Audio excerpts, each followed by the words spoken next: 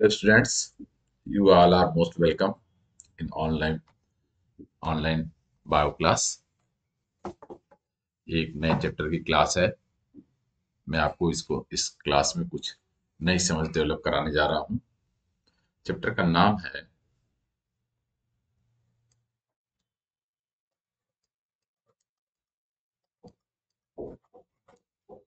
Cytology.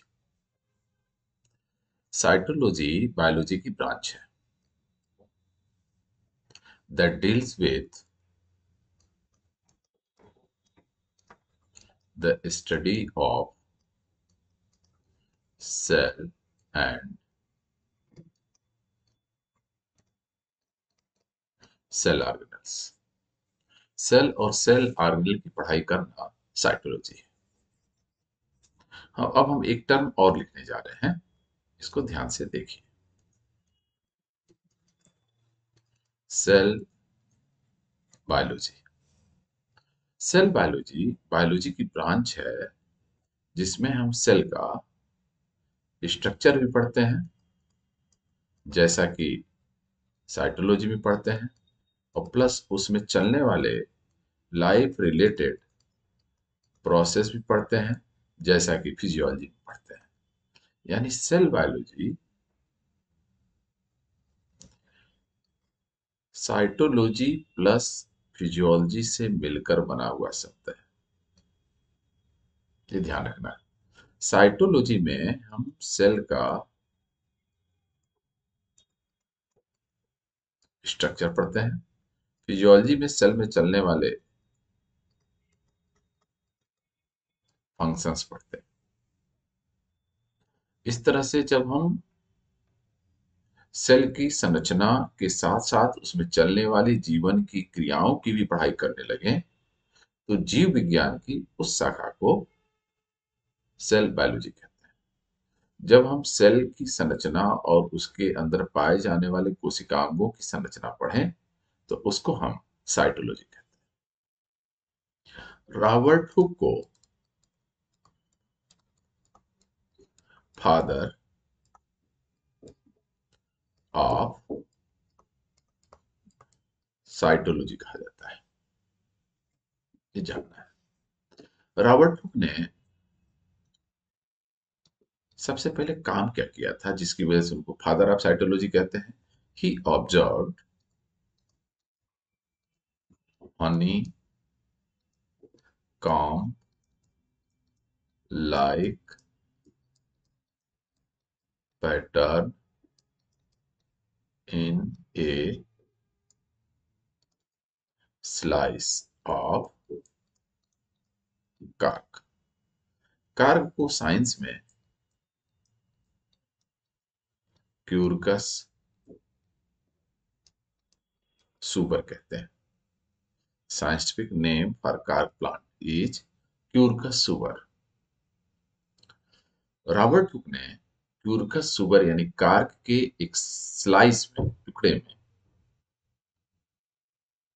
Slide बनाने के लिए जो बनाया जाता है, उसमें मधुमक्खी के छत्ते जैसी संरचना को देखा। हम आपको बना के दिखाते, उसको कुछ आप ऐसे समझ सकते हैं। ये हेक्सागोनल हम बना रहे हैं।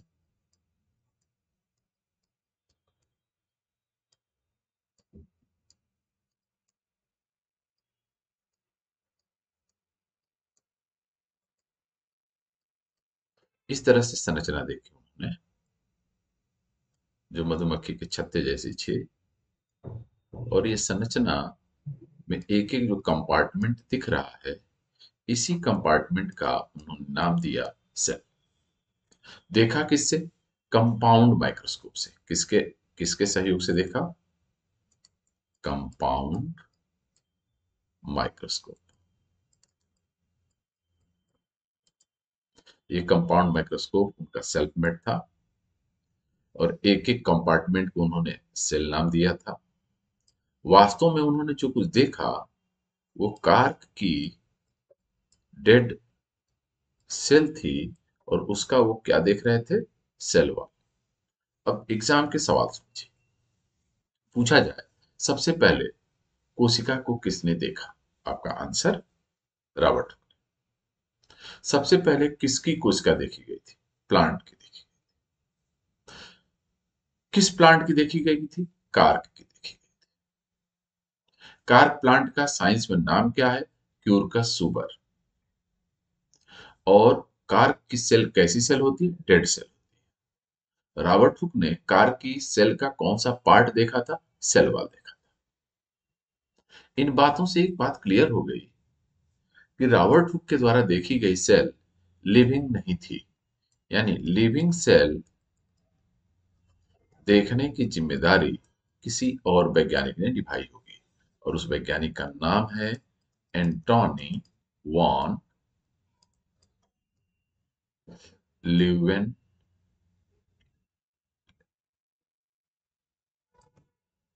Hoc. Antonie van Leeuwenhoek ने जो चीज देखी थी लिविंग सेल के नाम पे, उसमें से एक था बैक्टीरिया, दूसरा था ईस्ट, तीसरा था आरबीसी, चौथा था स्पर्म्स, और पांचवा था ओवम, या आप उसको एक समझिए। इतनी चीजों को लिविंग फॉर्म में पहली बार देखने वाले इंसान का नाम एंटोनी वॉन ल्यूवेनहॉक है। पहली बार लिविंग सेल किसने देखी? एंटोनी वॉन ल्यूवेनहॉक ने देखी। अब लिविंग सेल में वो पहली बार किसको देख रहे हैं? बैक्टीरिया को देख रहे हैं, ईस्ट को देख रहे हैं, आरबीसी को देख रहे हैं, स्पर्म को देख रहे हैं, ओवम या एग को देख रहे हैं। और बात बताओ, सेल जो सबसे छोटी है, स्मॉलेस्ट सेल जो है, वो वास्तव में जिसकी है उसको हम बोलते हैं माइकोप्लाज्मा। माइकोप्लाज्मा को ही पी पी एल ओ कहते हैं, और इन्हीं का कॉमन नाम जोकर ऑफ प्लांट किंगडम भी है। Smallest known cell is cell of mycoplasma. इसी को आज के डेट में हम लोग प्लूरो निमोनिया लाइक ऑर्गेनिज्म कहते हैं। चूंकि ये प्लूरोमार्फिक है, अपना रूप बदलता है, इस वजह से इसको हम लोग जोकर ऑफ प्लांट किंगडम भी कहते हैं।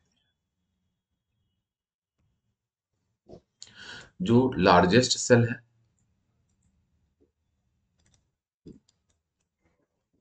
वह एक एग की सेल है, egg of ostrich. Longest known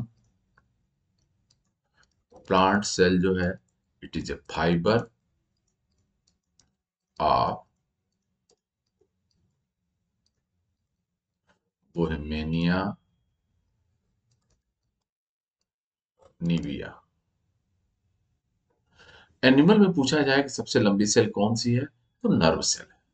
longest animal cell is nerve cell. अब एक और बात, ये तो सामान्य बात हो गई जो सेल को पढ़ने वाले को जानना ही चाहिए कि साइटोलॉजी कब बोलते हैं, सेल बायोलॉजी कब बोलते हैं, सेल पहली बार किसने देखी, किसमें देखी, किससे देखी, पहली बार लिविंग सेल किसने देखी, पहली बार प्लांट सेल किसने देखी। इसके साथ साथ आपको ये भी जानना है कि सबसे छोटी सेल किसकी है, सबसे बड़ी सेल कौन सी है, सबसे लंबी प्लांट की सेल कौन है, और सबसे लंबी एनिमल की सेल कौन सी है। इतना जानने के बाद अब एक आपको आइडिया होना चाहिए कि हम किसी को सेल कब कहें, वो कौन सी बातें हैं जो किसी को सेल कहने के योग्य हैं, या सेल कहे जाने के लिए ये कौन सी कंडीशंस हैं। तो उन्हीं कंडीशंस के समूह को हम लोग सेल थ्योरी कहते हैं। सेल थ्योरी जिसने प्रपोज किया उनमें से एक का नाम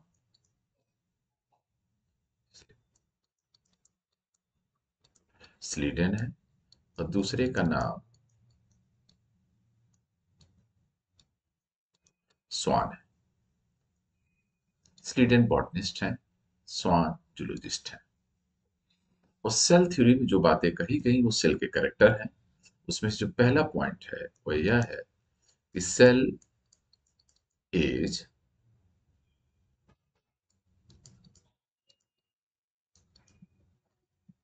स्ट्रक्चरल यूनिट ऑफ बॉडी। ये बात चाहिए, ऑल ऑर्गेनिजम्स की जो बॉडी है वो सेल की बनी। यदि बॉडी को हम छोटा छोटा करके देखने की कोशिश करें तो अंत में सेल मिलेगी आपको। जिस तरह से बिल्डिंग के ब्लॉक्स जो हैं ईंट है, वैसे ही शरीर की जो बिल्डिंग ब्लॉक है वो सेल है। और इन्हीं कारणों से हम लोग पहला सेंटेंस लिखे हुए हैं कि cell is structural unit of body. ठीक। दूसरा कैरेक्टर जान लीजिए सेल थ्योरी का। Cell is functional unit of body. Cell के अंदर जीवन की जितनी भी क्रियाएं हैं सेल में चलती हैं। All activities related to life always occur in living cell. That's why cell is regarded as functional unit of body. कोई पूछे कि सेल को स्ट्रक्चरल यूनिट क्यों कहते हैं, आपका आंसर है because body of all organisms are made up of cell. कोई ये पूछे कि सेल को फंक्शनल यूनिट ऑफ बॉडी क्यों कहते हैं, because all activities related to life always occur in living cell. इस वजह से कहते हैं। तीसरा पॉइंट जान लीजिए। सेल में लाइफ पाई जाती है और लाइफ से ही लाइफ का जन्म होता है। इसका मतलब सेल से ही सेल का जन्म। Life begets life. क्या हो गया? Cell begets cell. इसका मतलब हर नई सेल एक प्री एग्जिस्टिंग सेल से बनती है। यानी हम पॉइंट लिख रहे हैं, a new cell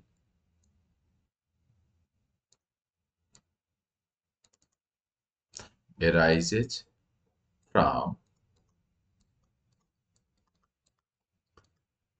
pre existing cell. ये बात जिसने बताई थी उसका नाम है आर विर्को। और जिस रूप में बताई थी वह है ओमिनिस सेलुला ई सेलुला। ओमिनिस सेलुला ई सेलुला का क्या मतलब है? A new cell arises from pre-existing cell. क्यों?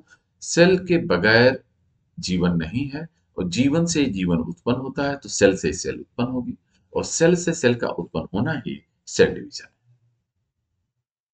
एक और बात जानिए। Growth of an organism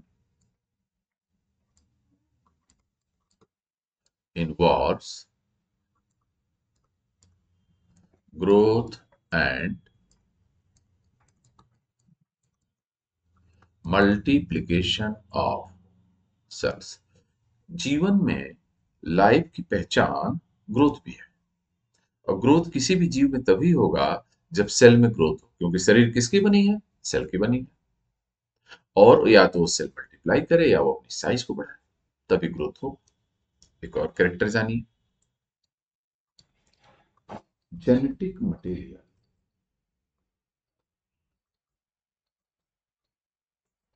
is expressed in living cells।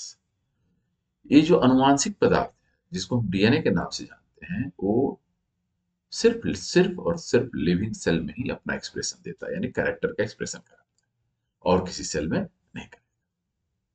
वैसे ये भी जाने कि जेनेटिक मतलब सेल में ही होता है और वो सिर्फ और सिर्फ लिविंग सेल में ही एक्सप्रेशन करता है। लास्ट पॉइंट जानिए सेल की पहचान की।